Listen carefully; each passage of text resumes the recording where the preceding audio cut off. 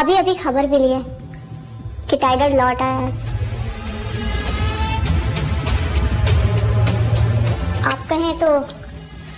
अभी नहीं, अभी अभी तो आया है, थोड़ा उछलने कूदने दो। पर हाँ, इस बार पिंजरे में डालने की गलती मत करना।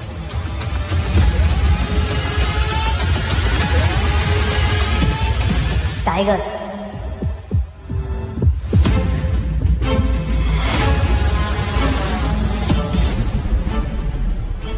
चोर चोर, अभिनव पकड़ो, अभिनव पकड़ो चोर।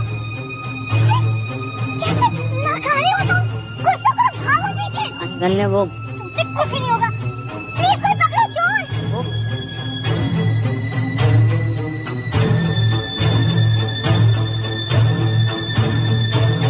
हद है अभिनव, कल वो गली का गुंडा आकर तुम्हारी बीवी को कुछ भी बोलकर चला गया और तुम्हारे मुंह से एक शब्द तक नहीं निकला। और आज ये, तुम्हें जरा सा भी अंदाजा है कि वो फोन मेरे लिए कितना इम्पोर्टेंट है। You know what? लानत है तुम जैसे पति पर। मेरे डैड चाहते ना तो किसी बॉलीवुड स्टार से मेरी शादी करवा सकते थे, लेकिन मेरे दादाजी ने तुम जैसे निठल्ले और डरपोक आदमी से मेरी पता नहीं क्यों शादी करवा दी। ओह गॉड। अभिनव एक गरीब और अनाथ था, जिसकी शादी एक अमीर बाप की लड़की अनन्या से एक मजबूरी के चलते करवा दी गई थी। अभिनव की इतनी हैसियत नहीं थी कि वो अनन्या का खर्चा उठाकर उसे खुश रख सके। अभिनव के ससुराल में रत्ती भर भी इज्जत नहीं की जाती थी। अभिनव नौकरों की भी खरी खोटी सुनता था। अरे ओ, घर जावाई, अभी अभी पोछा हुआ है और तू चप्पल पहन के ऐसे आ रहा है जैसे कि तेरे बाप का घर हो। सॉरी, मैंने ध्यान नहीं दिया। पर आपकी हिम्मत कैसी हुई मेरे पापा के बारे में कुछ भी बोलने की? इतना ही बड़े बाप का औलाद है तो तू घर जावाई बनकर यहाँ अनन्या बेबी के टुकड़ों पे क्यों पड़ रहा है? बोल। अभिनव, मैंने अभी अभी अपने दूसरे फोन पे व्हाट्सएप देखा। जिस चोर ने मेरा फोन चुराया ना, उसने मेरी फ्रेंड कियारा को अनन्या बन के मैसेज किया कि वो किसी अनजान जगह पे आ जाए। वो चली भी गई। अभिनव, मुझे बहुत डर लग रहा है कि उसके साथ कुछ उल्टा सीधा ना हो जाए। ये सुनते ही अपने कमरे में बैठी अनन्या की माँ शर्मिला वहाँ आ गई और बोली, अनन्या, मैं ये क्या सुन रही हूँ? तुम्हारा मोबाइल चोरी हो गया है? अरे अभी आधे घंटे पहले ही तुम्हारे मोबाइल से मुझे मैसेज आया था कि एक नंबर पे 10 लाख रुपए ट्रांसफर कर दो, और मैंने कर भी दिया है। आपने क्यों किया ट्रांसफर? बेटा, हे भगवान। ये सुनते ही जैसे अनन्या का गला सूख गया। अनन्या को इस वक्त सिर्फ एक ही डर लग रहा था कि वो चोर उसकी फ्रेंड कियारा को कुछ कर न दे। अब ना तुम मेरे साथ थे ना उस वक्त, अगर रत्ती भर में तुमने हिम्मत दिखाई होती तो वो चोर पकड़ा जाता। I'm warning you, अगर कियारा को कुछ भी हुआ तो मैं तुम्हें भी जेल भिजवा दूंगी। तुम जैसे पति के साथ मुझे जरा सा भी रहने का मन नहीं करता। खड़े खड़े क्या कर रहे हो? जाओ जाके पुलिस को इन्फॉर्म करो।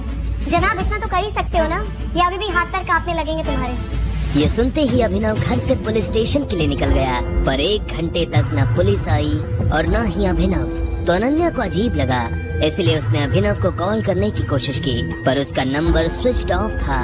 अब तो अनन्या का गुस्सा 7वें आसमान पर था। तो फोन क्यों बंद आ रहा है? क्या हुआ?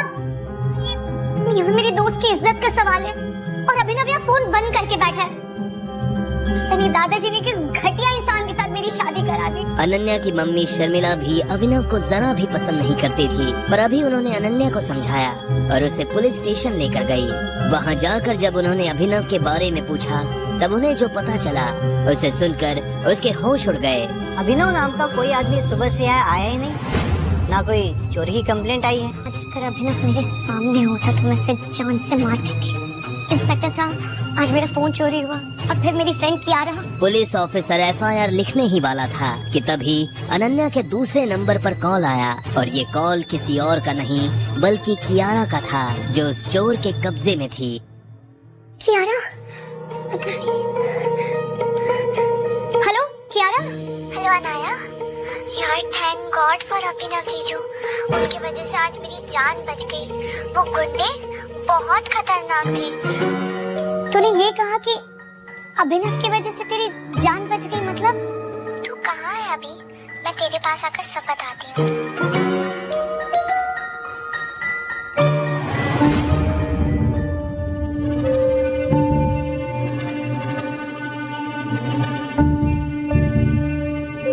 बट एक सेकंड, कैसी हो तुम? क्या हुआ मुझे बताओ। जिस चोर ने तेरा फोन चुराया था वो छोटा मोटा गुंडा नहीं था। आई एम श्योर वो बहुत बड़ा गुंडा था और वो एक बहुत बड़े आतंकवादी के लिए काम करता है और वो आतंकवादी दुबई में रहता है। सर आई एम श्योर उनका एक ह्यूमन ट्रैफिकिंग का बहुत बड़ा रैकेट है और मैं जब उनके गिरफ्त में थी तो मैं उनके कुछ भी कह रही थी। प्लीज मुझे छोड़ दो। मुझे तो मेरी फ्रेंड अनन्या ने आप पे बुलाया था। मुझे नहीं पता था मेरे साथ ऐसा होगा।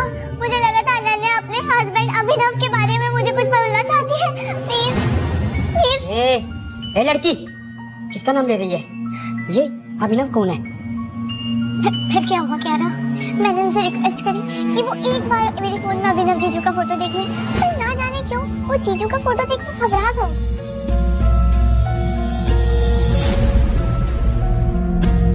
जीजू का फोटो जूम इन करके बोला, ये अंगूठी? ये अंगूठी? मैं समझ नहीं पाई। वो आतंकवादी बहुत घबरा गए थे। मुझे समझ नहीं आया क्यों वो ऐसा क्यों करा उन्होंने। तो उन्होंने फिर मुझे जाने दिया। अरे गधों, अगर टाइगर साहब को पता चला ना तो वो खुद मुझे अपने हाथों से गोलियां मार देंगे। बैग लाओ मैडम का। ये लो मैडम, जाइए जाइए।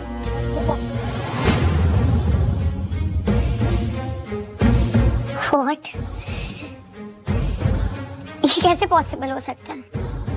मत, जो आदमी उस चोर के पीछे भागा तक नहीं, उसे ये अंडरवर्ल्ड लेवल का आतंकवादी कैसे जानता है? और वो अभिनव को टाइगर क्यों बोल रहा था? इसका फोन क्यों नहीं लग रहा है? पता नहीं कहाँ है वो। मम, मेरा पति अभिनव और पावरफुल है। अगर वो इतना ही पावरफुल है तो हमारे घर से बेइज्जत होके घर जमाई बन के क्यों रह रहा है वो? हे भगवान, मेरा सर, मुझे चक्कर आ रहा है। क्या वाकई में अभिनव ही है टाइगर? अगर हाँ, तो क्यों अभिनव बना रहता है डरपोक? क्यों तब नहीं पकड़ा उस चोर को? और सबसे बड़ी बात, अंडरवर्ल्ड के ऐसे टेरर बॉस का खून सुखा देने वाला अभिनव क्यों खा रहा था सास, नौकरों और बीवी की गालियाँ? और क्यों जी रहा था गरीबों की जिंदगी? यही सवाल अनन्या के दिमाग में भी चल रहा था कि तभी उसकी माँ शर्मिला ने कहा, अनन्या, मैं ये मान ही नहीं सकती। अरे जो आदमी किसी काम का नहीं, जो अपनी नाक में बैठी हुई मक्खी तक तो भगा नहीं सकता, उससे कोई आतंकवादी क्या ही डरेगा?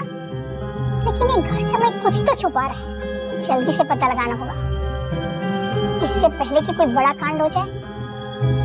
पता करना होगा। अनन्या, चलो घर में चद्दर तान कर सो रहा होगा वो। चलो।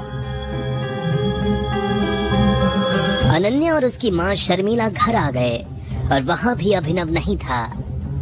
माँ, अभिनव कहाँ मर गया? अनन्या ने पूरी रात यही सोच कर निकाल दी कि अभिनव की असलियत क्या है। उसने कई बार अभिनव को फोन करने की कोशिश की। उसे तरह तरह के ख्याल भी आ रहे थे। कहीं अभिनव को कुछ हो तो नहीं गया, कहीं खुद अभिनव कोई टेररिस्ट या डॉन तो नहीं। सुबह होते ही जैसे ही अभिनव लौटा तो अनन्या ने उससे बात करनी चाहिए। वो जानना चाहती थी कि जो कियारा बोल रही थी क्या वो सच था या कोई गलतफहमी। पर अनन्या आज जल्दी में थी क्योंकि वो अपने पति को छोड़ जिस लड़के चिराग को पसंद करती, और वो आज घर आने वाला था। क्या हुआ रघु काका? जाओ बाजार से ये राशन ले आ। आज अनन्या मैडम के ऑफिस वाले दोस्त चिराग आ रहे, जिनके साथ वो अक्सर लेट नाइट आती है। अब पति तू है उनका, खातिरदारी उस दोस्त की करनी पड़ रही है। 1 किलो चावल, 1 किलो आटा,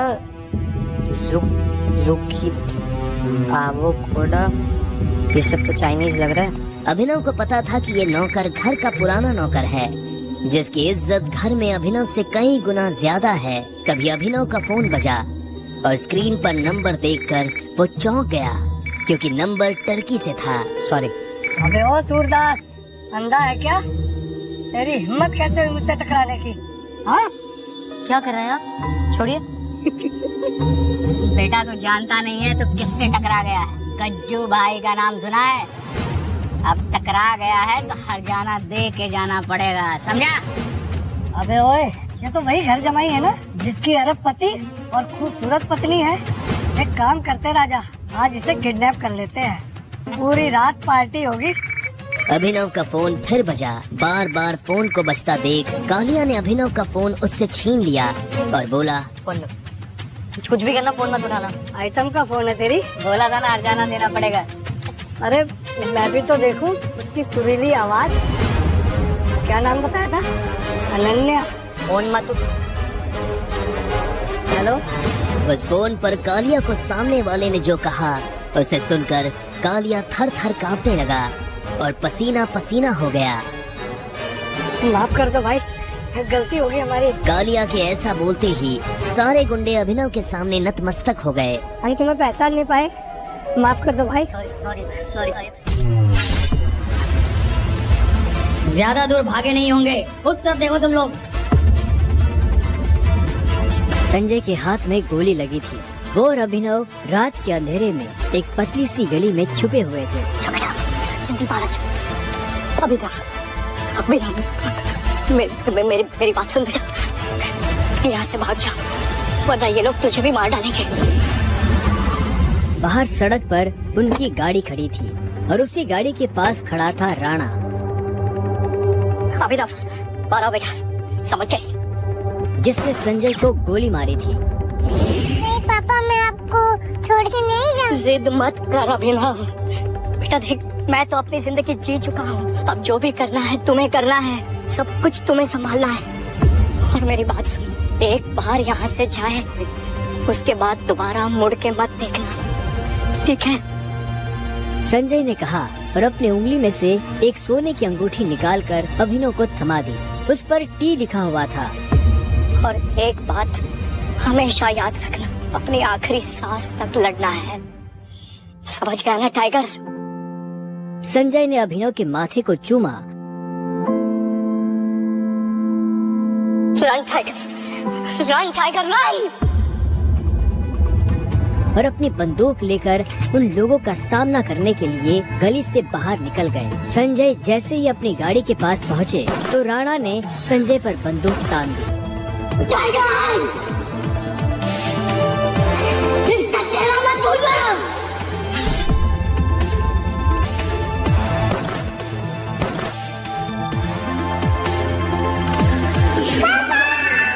अभिनव चिल्लाया और अचानक से उसकी नींद खुल गई। पसीने में तरबतर अभिनव अपने बिस्तर पर उठकर बैठ गया और गहरी सांसें लेने लगा। 18 साल, पिछले 18 सालों से ये सपना इसी तरह से अभिनव को परेशान कर रहा था। अभिनव ने पहले अपनी उंगली में पहनी उस अंगूठी को देखा और फिर बाथरूम की तरफ बढ़ने लगा। अभिनव गुड़गांव में रहता था और डिलीवरी बॉय का काम करता था। हालांकि इस काम में उसका मन नहीं लगता था, लेकिन अनाथ आश्रम से निकलने के बाद उसके पास ये करने के अलावा और कोई चारा नहीं था। 18 साल की उम्र में उसने अपना खर्च खुद उठाना शुरू कर दिया था। उसकी जिंदगी में बस एक ही खुशी थी, उसकी गर्लफ्रेंड वैभवी। जब भी वो वैभवी को देखता तो अपने सारे दुख भूल जाता था और आज तो वैभवी का जन्मदिन था, इसलिए अभिनव जल्द से जल्द उससे मिलना चाहता था। अंकल ये केक कितने का है? 600 का है। और ये पेस्ट्री वो 60 का है, एक दे दीजिए।